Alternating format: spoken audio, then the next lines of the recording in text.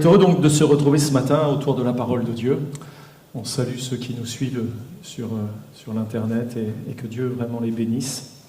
Le thème, c'est des paraboles pleines de sens, et notamment cette parabole qu'on trouve dans Luc 5, verset 36 au verset 39.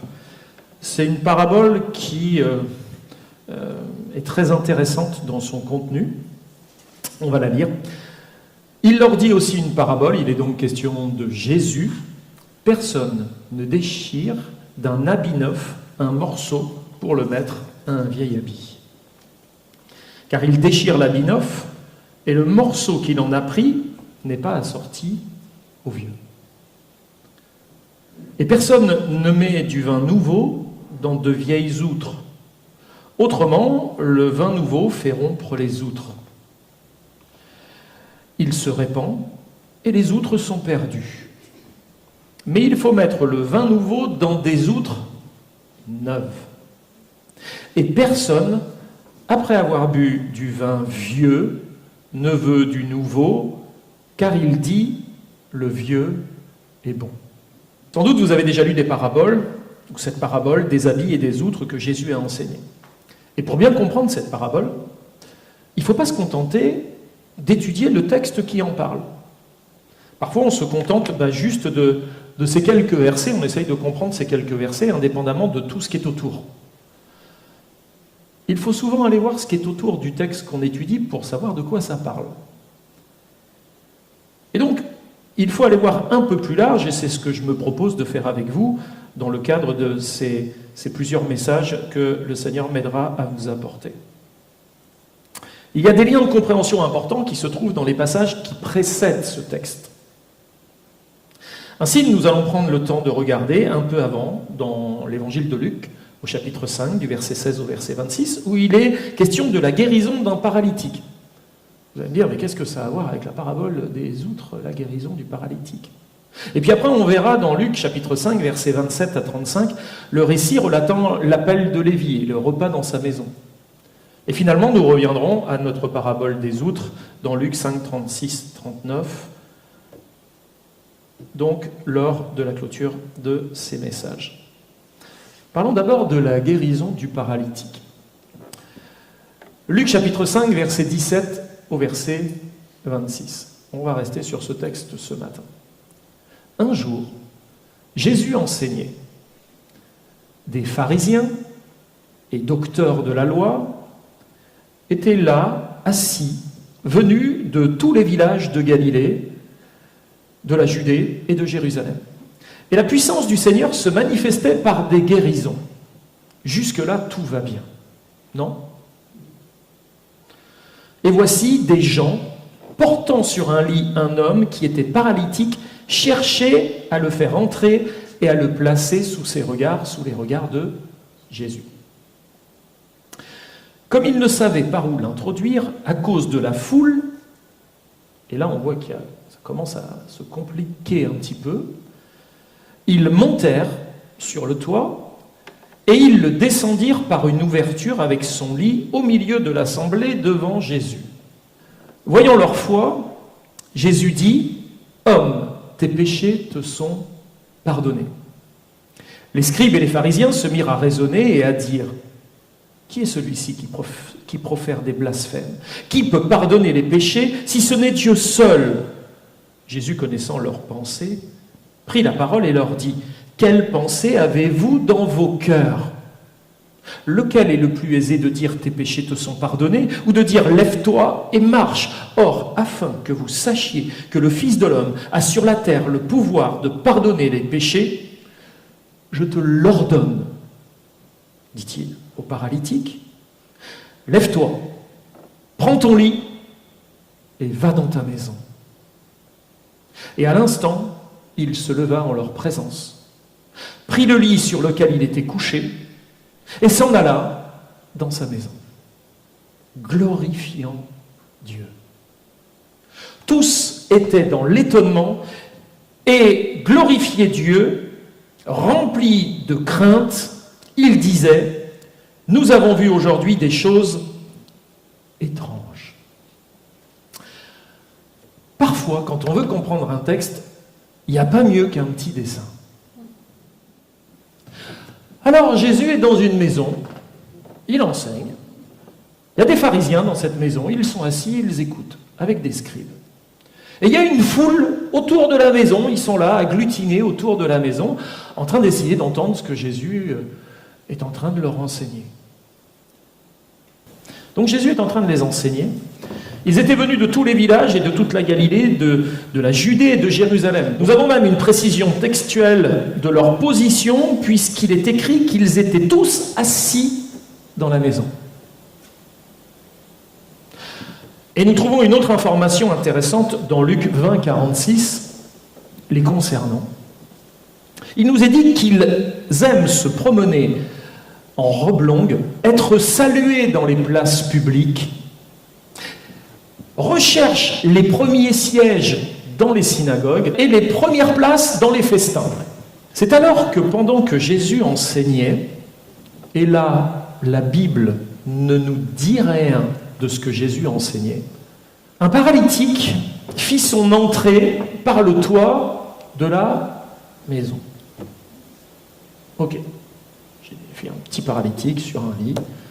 Et devant cette scène, Jésus déclara au paralytique, « Tes péchés sont pardonnés. »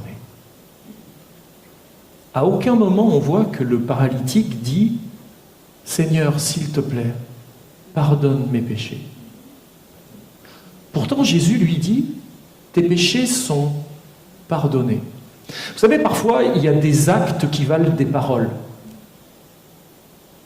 Je pense que si cet homme était là, ce n'était pas pour rien. Et Jésus savait que cet homme-là, il n'avait pas besoin de s'épancher en plein de mots. Ce qu'il venait de faire, les risques qu'il avait pris, et la manière dont il se tient devant Jésus, et de tout ce qui l'entoure autour, font que cet homme vient d'accomplir quelque chose quand même de très particulier. Si on reprend la chronologie des événements, Jésus pardonne les péchés du paralytique. Ensuite, les scribes et les pharisiens raisonnent et se dirent en eux-mêmes, « Mais qui est celui-ci qui profère des blasphèmes ?» Il nous est dit qu'il y avait eu des guérisons. A priori, les guérisons, ça ne posait pas forcément des problèmes. Mais d'un seul coup, arrive la question du pardon des péchés. Et ça commence à poser un problème. Qui est celui-ci qui profère des blasphèmes? Qui peut pardonner les péchés si ce n'est Dieu seul? Et au verset 22, nous apprenons que Jésus connaissait leurs pensées. Mais qui peut connaître les pensées des autres si ce n'est Dieu seul? Qui est celui qui est véritablement omniscient, qui a la connaissance de tout? Dans le psaume 139, verset 2 et verset 3, il est écrit au sujet de Dieu, « Tu sais, quand je m'assieds », c'est-à-dire quand je suis un peu fatigué, et quand je me lève, prêt à entrer dans l'activité. Tu pénètres de loin ma pensée. Tu sais quand je marche et quand je me couche, et tu pénètres toutes mes voies. Et Jésus, en sondant et en révélant les pensées de ceux qui étaient là, en tout cas de cet homme et des pharisiens, leur demanda pourquoi ils raisonnaient ainsi. Pourquoi vous raisonnez comme ça? Pourquoi vous raisonnez comme vous êtes en train de raisonner? Il se passe quelque chose devant eux et eux, ils sont en train de raisonner. Est-ce que ça t'est déjà arrivé d'être dans l'église en train de raisonner alors que le pasteur est en train de prêcher? En agissant ainsi, Jésus leur rendit témoignage qu'il était bien le Messie, parce que qui peut connaître nos pensées à part Dieu lui-même? Qui peut connaître les pensées des hommes si ce n'est Dieu? Deuxièmement, il leur demanda lequel est le plus aisé, de dire « tes péchés te sont pardonnés » ou de dire « lève-toi et marche ». Or, afin que vous sachiez que le Fils de l'homme a sur la terre le pouvoir de pardonner les péchés, je te l'ordonne, dit-il. Oui, Jésus ne donne pas toujours des conseils, parfois il ordonne. À l'instant même, l'homme paralysé se leva, prit le lit sur lequel il était couché et rentra chez lui. En rendant gloire à Dieu, nous dit la Bible. Ainsi, par la preuve de sa connaissance des pensées des scribes et des pharisiens, et par le miracle de la guérison d'un homme paralysé, Jésus confirma qu'il était bien Dieu fait homme. Mais malgré cette démonstration miraculeuse, les scribes et les pharisiens ne reconnurent pas Jésus comme étant le Messie. Ils ont quelqu'un qui dit ce qu'il pense. Qui peut connaître les pensées d'un homme s'il ne les a pas formulées avec sa bouche? Qui peut pardonner les péchés? Qui peut guérir un paralytique? Ils ont devant eux la définition parfaite de Dieu fait homme, du Messie qu'ils attendaient. Il est devant eux. Mais il semble qu'ils ne reconnaissent pas Jésus comme étant le Messie. Pourquoi un tel aveuglement? Pourquoi un tel aveuglement? Pourquoi refusent-ils l'évidence qui est devant leurs yeux? Y a-t-il pas des choses qui parfois, même si elles étaient là devant nos yeux, il y a des choses rationnelles en nous qui buteraient? En fait, les scribes et les pharisiens, et c'est la Bible qui nous l'apprend, étaient voilés. Et donc empêchés de comprendre et d'accepter les évidences. Alors, en fait, il y a une scène qui se passe, mais entre la scène de Jésus et du paralytique et les pharisiens, il y a un voile. Alors ils voient des choses, mais ils ne comprennent pas les réalités qui sont en train de prendre place devant leurs yeux. Ils peuvent faire des constats, mais ils n'en tirent pas les leçons. Ils voient les événements, mais ce que ça doit faire descendre dans leur cœur ne s'acte pas. On pourrait se poser la question, mais pourquoi étaient-ils voilés? Pourquoi étaient-ils empêchés de comprendre ce qui se passe? La réponse, elle nous est donnée dans le livre des Actes des Apôtres. Vous savez, la Bible enseigne la Bible. Donc, quand on veut comprendre quelque chose, c'est bien d'aller voir dans la Bible, peut-être pas dans le passage dans lequel on est, mais dans d'autres passages qui vont nous aider à comprendre le passage qu'on est en train de lire. Et dans Actes 28-27, il est dit « Car le cœur de ce peuple est devenu insensible. Ils ont endurci leurs oreilles, ils ont fermé leurs yeux de peur qu'ils ne voient de leurs yeux et qu'ils n'entendent de leurs oreilles. » Mais ce n'est pas le tout. Qu'ils ne comprennent de leur cœur. Parce que quand on comprend de son cœur, on est mis devant une évidence que certaines choses vont devoir changer. Et eux, ils n'ont pas du tout envie de changer. Pourquoi? Parce qu'ils sont prisonniers d'une espèce de tradition confortable dans laquelle ils ont envie de rester. Parce que tout est mesuré, tout est pesé, tout est bien dans sa petite case, dans son petit truc, on a notre petit rite, et puis tout roule, et puis tout va bien. Bah ouais, alors ils préfèrent fermer les yeux plutôt que d'affronter des choses qui les amèneraient à changer. C'est terrible quand même. Qu'ils ne comprennent de leur cœur, qu'ils ne se convertissent et que je ne les guérisse. 2 Corinthiens, chapitre 3, versets 15 et 16, jusqu'à ce jour, quand on lit Moïse, c'est-à-dire, on pourrait parler de l'Ancien Testament, un voile est jeté sur leurs yeux, sur leur cœur, mais lorsque les cœurs se convertissent au Seigneur, le voile est ôté. Il y a donc quelque chose que Dieu doit faire pour que le voile soit ôté. La Bible déclare qu'Israël ne crut pas que Jésus était le Messie, alors le voile de l'incrédulité demeura devant leurs yeux, ou plutôt le voile de l'incrédulité était devant leurs yeux, et c'est pour ça qu'ils ne discernaient pas le Messie. Matthieu Henry, qui est un commentateur, va dire que tous ceux qui entendent l'Évangile et n'y prêtent pas attention tremblent de leur ruine. C'est chaud. Car quel est celui qui va les guérir si Dieu ne le fait pas? Les Juifs ont ensuite eu beaucoup de discussions entre eux, dit Matthieu Henry.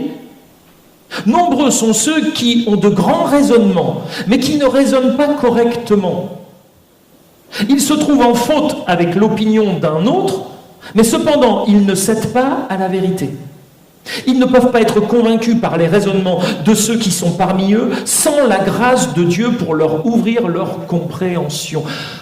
Pour comprendre, il faut la grâce de Dieu dans notre vie qui soit agissante. Sans la grâce, on ne va rien comprendre.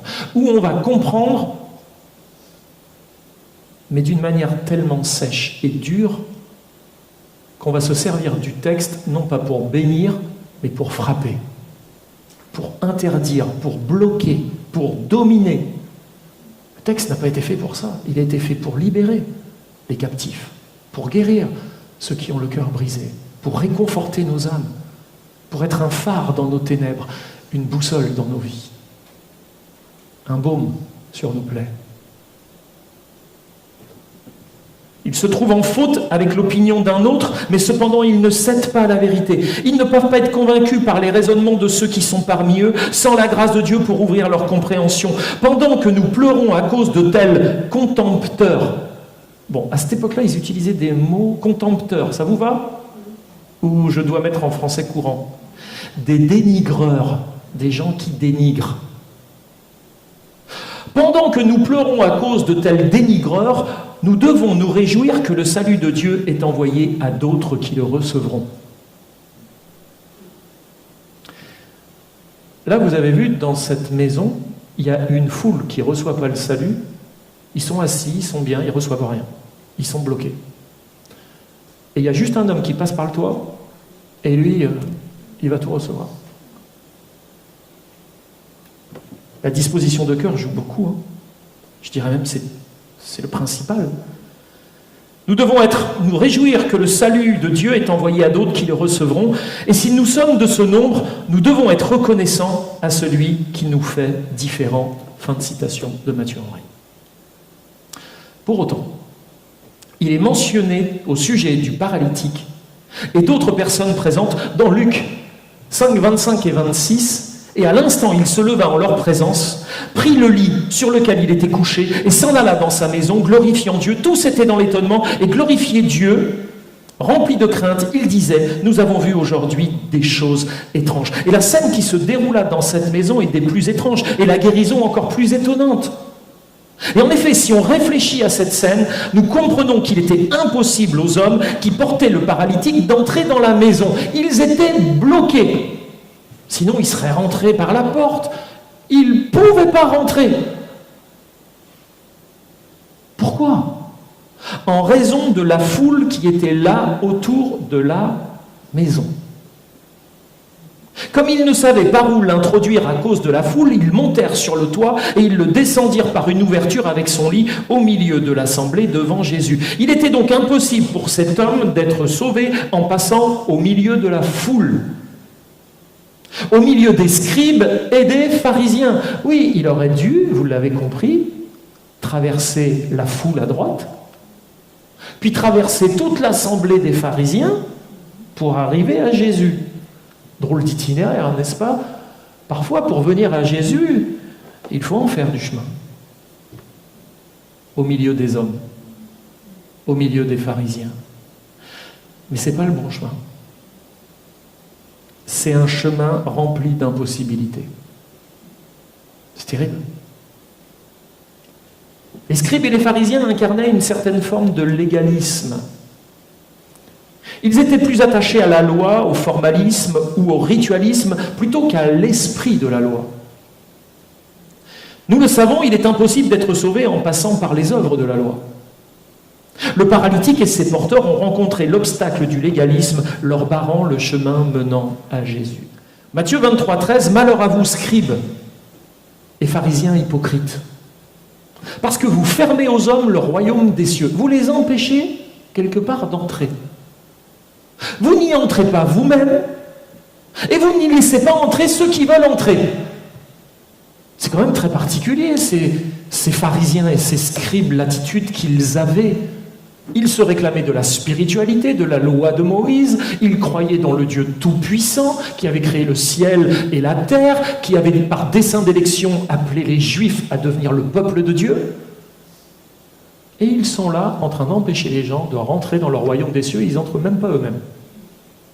Et devant un tel obstacle, le paralytique semble condamné sur son lit. Il est incapable de s'approcher de Christ par lui-même. Se frayer un chemin au milieu de la foule, il ne peut pas le faire par lui-même. Avec le lit, c'est trop compliqué. Comment faire? Mais les hommes qui le portaient décidèrent de le descendre par le toit avec le lit.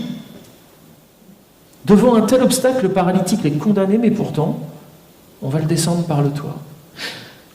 Ils comprirent que le seul moyen d'accéder à Dieu consistait à passer par le haut. Il faut passer par le haut. Est-ce que vous voyez le symbole ici là? Il faut passer par le haut. C'est par la grâce que vous êtes sauvés. Par le moyen de la foi. Et cela ne vient pas de vous, c'est le don de Dieu. Ça passe uniquement par le haut. En guérissant le paralytique, Jésus lui déclara, je te l'ordonne, lève-toi, prends ton lit et va dans ta maison. Et là, il n'y a rien qui vous choque. Non? Pourquoi il n'est pas repassé par le toit, d'où il était venu?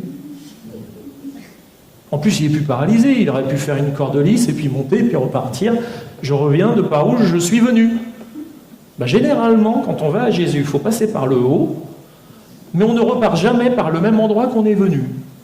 Tout va changer. Mais vous savez par où il va devoir passer, l'ami? Par les pharisiens et les scribes. Il va devoir traverser la foule pour rentrer chez lui. Avec son lit sous le bras, ça va être compliqué, il va falloir faire bouger les pharisiens, ils n'aiment pas trop bouger quand ils sont assis. Il va falloir passer au milieu des pharisiens et des scribes, et ça c'est compliqué. C'est compliqué. C'est le chemin des gentils, il va de gauche à droite, et le chemin des juifs, il va de droite à gauche. C'est-à-dire qu'une fois qu'on est touché par Jésus, il va falloir sortir de tout cela, là, et aller dans le monde, avec ce qu'on a reçu. Le chemin des Juifs, il fallait passer par la foule, passer par les scribes et les pharisiens avant de pouvoir aller à Jésus. Les chemins sont inverses. En lui parlant de cette manière, Jésus dirigea cet homme en opérant dans sa vie un véritable changement de direction. Comment on appelle ça, un changement de direction dans la vie spirituelle? Une conversion. Ok, ça se dit strépho en grec. Se retourner. Mais pourquoi ce changement de direction comme ça? Dans Galates 3,19, il est dit « Pourquoi donc la loi? Elle a été donnée ensuite à cause des transgressions jusqu'à ce que vint la postérité à qui la promesse a été faite. Elle a été promulguée par des anges au moyen des médiateurs. » On connaît ce médiateur. Hein? Colossiens 2,17 « Tous ces rites n'étaient que des figures passagères, des ombres des choses à venir. La réalité de tout cela est en Christ. » C'était l'annonce et arrive la réalité. Ça ne veut pas dire que ce qui était avant est mauvais, mais c'est un tout. Mais on est dans cette réalité. L'injonction de Jésus à l'homme guéri fut « rentre chez toi ». Mais comment devait-il partir cet homme? C'est simple. L'Épître aux Hébreux nous le dit. Hébreux chapitre 12, versets 1 à 2 déclare « Nous aussi, puisque nous sommes environnés d'une si grande nuée de témoins ». Parce que oui, il va falloir sortir au milieu de tous ceux qui se définissent comme étant des témoins. Puisque nous sommes environnés d'une si grande nuée de témoins, rejetons tout fardeau. Alors la vie chrétienne consiste à rejeter les fardeaux. Vous en êtes où au niveau portabilité des fardeaux actuellement? Est-ce que vous êtes encore chargé? Ne vous a-t-il pas dit, viens à moi, toi qui es fatigué, chargé, vas-y dépose, je te donnerai du repos. Rejetons tout fardeau et évidemment le péché qui nous enveloppe si facilement. Il nous enveloppe si facilement. Et courons avec persévérance. Là, il y a une idée d'empressement, une idée d'endurance. Courons avec persévérance dans la carrière qui nous est ouverte. Et ça, j'aime ça. Dieu nous a ouvert une carrière. Il ne nous enferme pas dans une petite pièce. L'Église devrait être un endroit où tous se retrouvent dans une carrière ouverte. Ce que Dieu a mis dans ton cœur, ce que tu es, l'Église en a besoin. Chaque membre a son utilité, a sa place dans son appel, dans les caractéristiques, dans la formation que Dieu lui a donnée, les dons qu'il a mis en lui. Et l'Église a besoin de toi et de ton service, de ce que tu es. Pas juste venir en spectateur, en prenant et en repartant. Entre dans la carrière qui t'est ouverte. Ayant les regards sur Jésus, le chef et le consommateur de la foi, qui en vue de la joie qui lui était réservée, a souffert la croix, méprisé l'ignominie et s'est assis à la droite du trône de Dieu. Il a tout fait pour que toi, tu entres dans la carrière. Voulons-nous être guéris comme ce paralytique le fut, rentrer dans notre maison en glorifiant Dieu? Voilà le message du salut. Et je termine.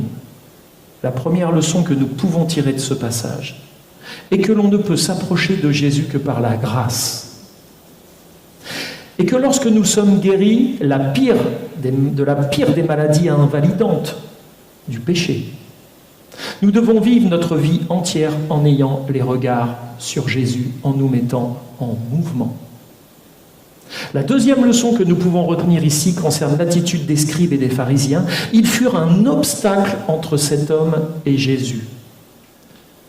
Aussi, combien de fois, par pure religiosité, ou par orgueil spirituel, ou par un tempérament austère et peu accueillant, ou par une application sèche et sans vie des Écritures, pour ne pas dire une certaine forme de légalisme, n'avons-nous pas été des obstacles, nous-mêmes, entre les autres et Jésus?